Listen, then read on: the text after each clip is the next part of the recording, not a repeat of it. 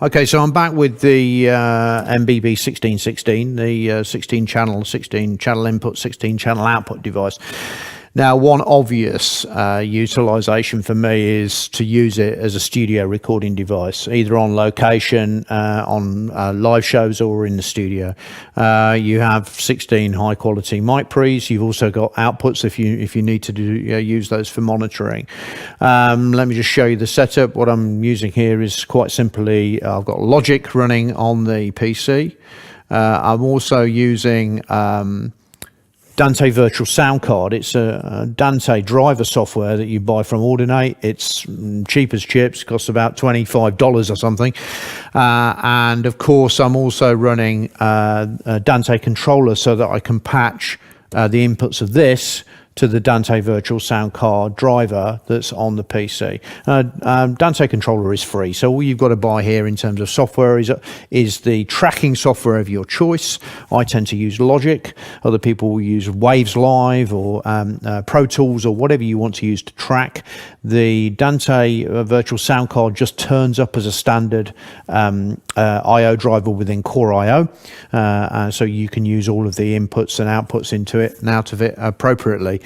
Quite simply, on the back, all I've done is taken the one side of the switch network directly into the computer, and then I've got the ability to connect my up to my 16 inputs. And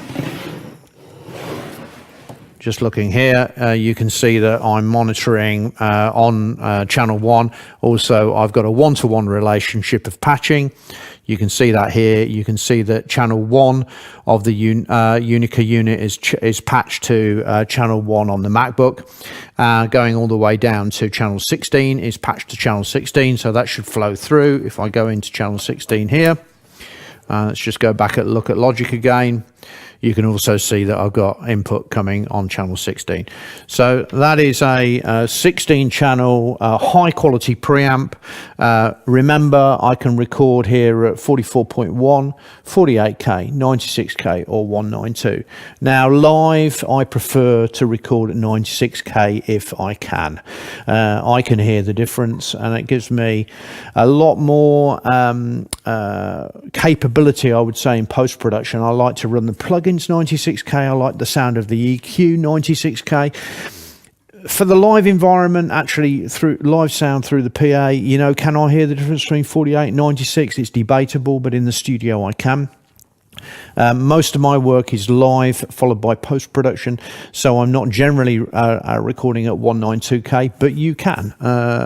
So that would make if I was going to do an orchestral show where I was putting out a frontline mic rig, a deck T or whatever for orchestral use, I absolutely would do this in 192 just because I can.